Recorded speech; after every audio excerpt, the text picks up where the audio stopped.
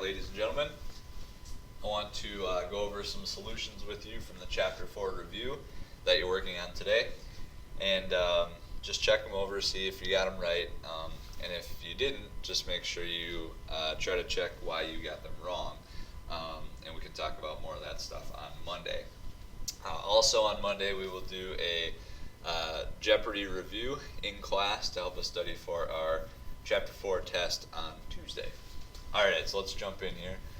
These are just selected solutions from the assignment today. First up, number 13 and 14, or numbers 13 and 14. They both talk about the domain and range, and they just want you to list out the domain and the range for each relation. 13 is a very specific relation. It's just got a specific set of points. There are 5 of them. And domain, remember, talks about what are my x values. So we'll just list out our x values. I got 0, 1, and 4. And that's all I'm going to write, because I don't have to list any repeats.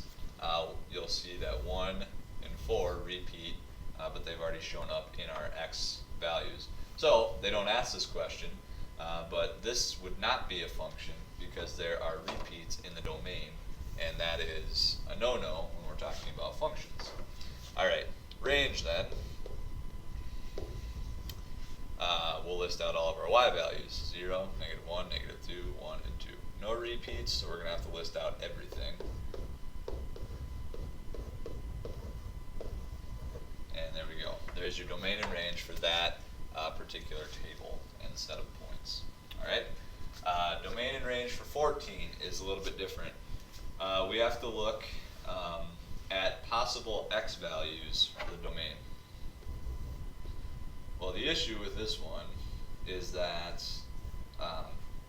there are an infinite amount of x. There are infinity x values that are a part of this graph, or yes, as I was saying, an infinite amount of x values that are a part of this graph. So we are limited by how far left we go. We're looking horizontally. Will this continue going to the left? No, it stops at -4. So we don't go any further left than -4, and we don't go any further right than +3.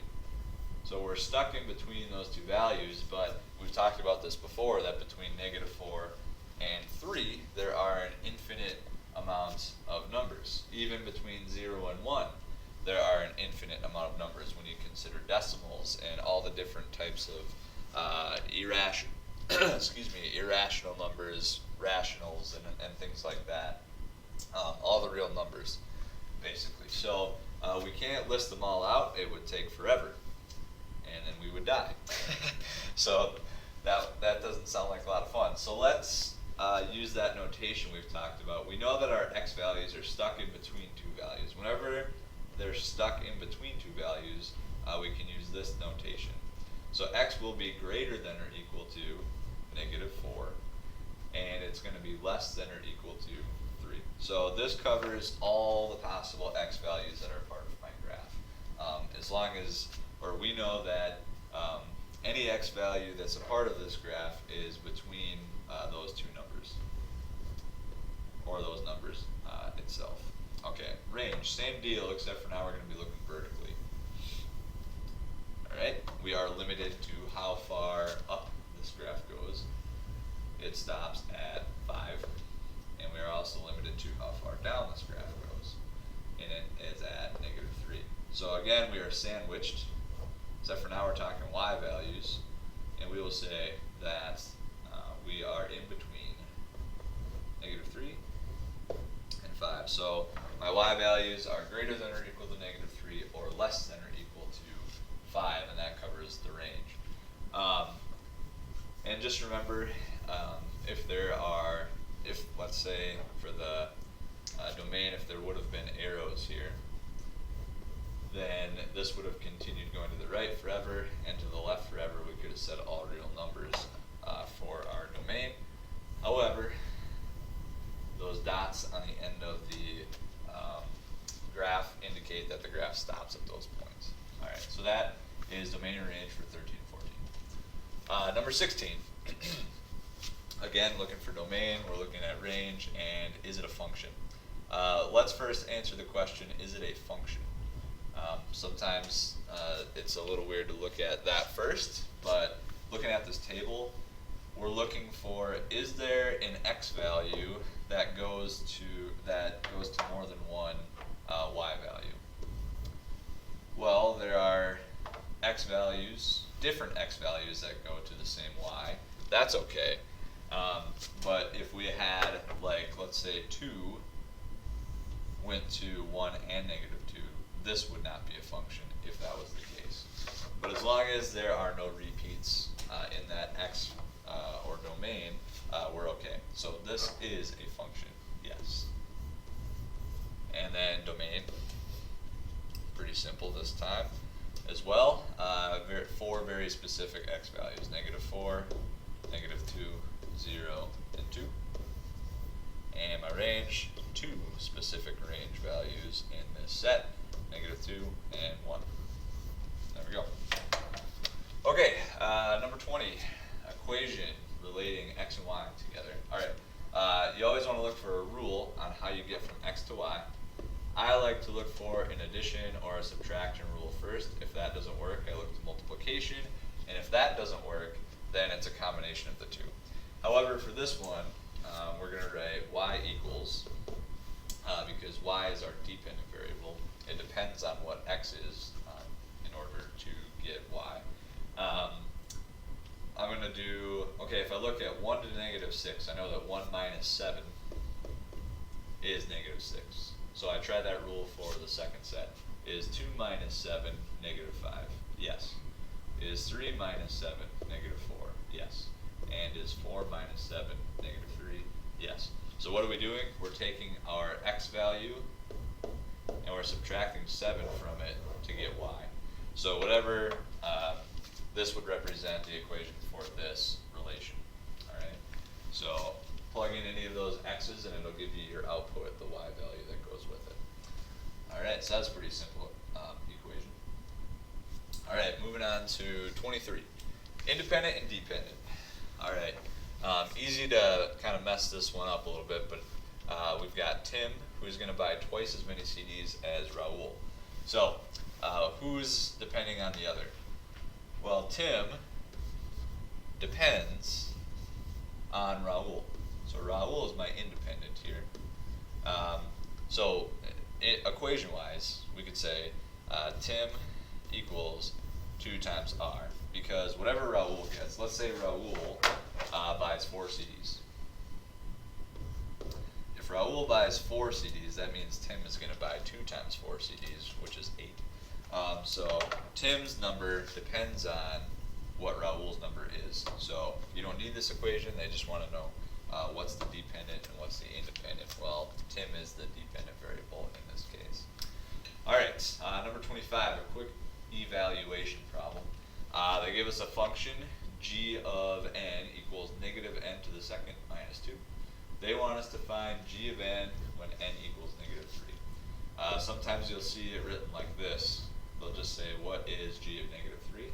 Well, all we got to do is take -3 and plug it in anytime we see an n. Oh, there's only one n, so we don't have to do more than one substitution. Alright. Excuse me. Alright, so we would say negative.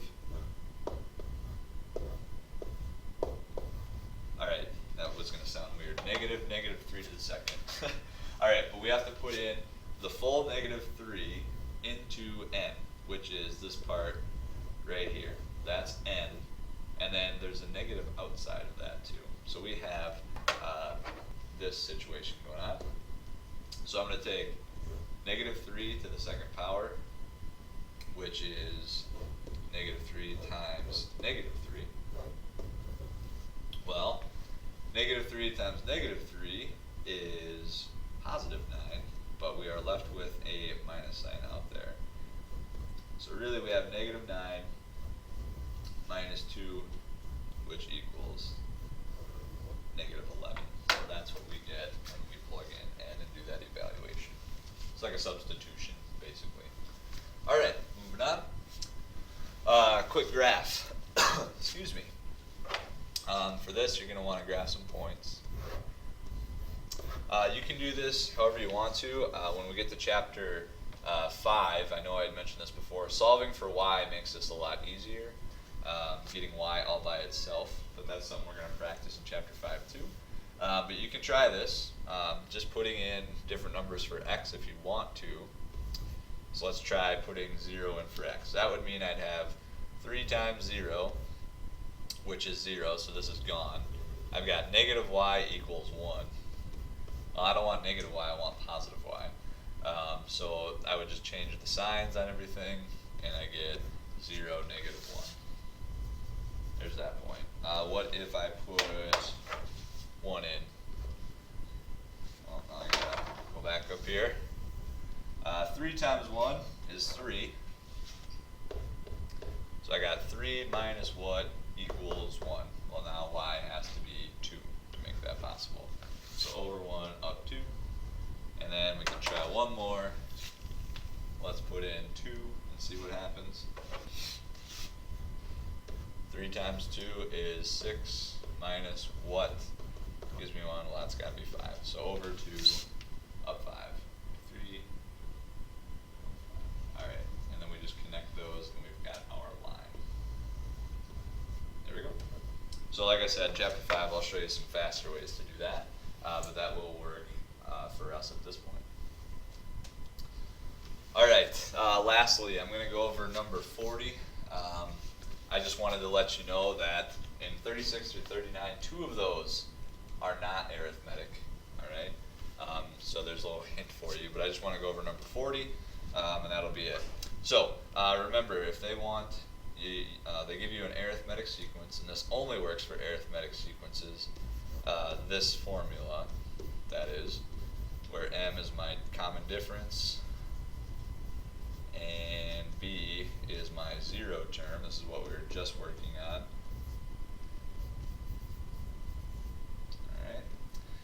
Alright.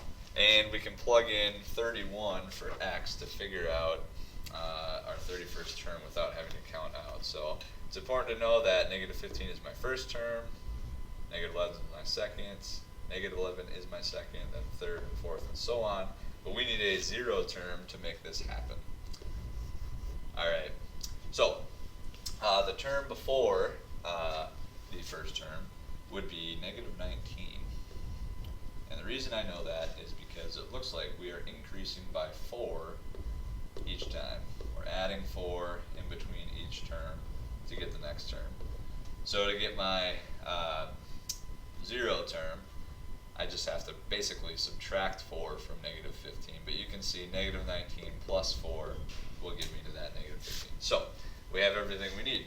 I have a common difference of positive 4, so I'm going to say y equals 4 times the term I'm looking for, which is 31, and then minus or plus negative 19, my 0 term, or minus 19 would be fine too.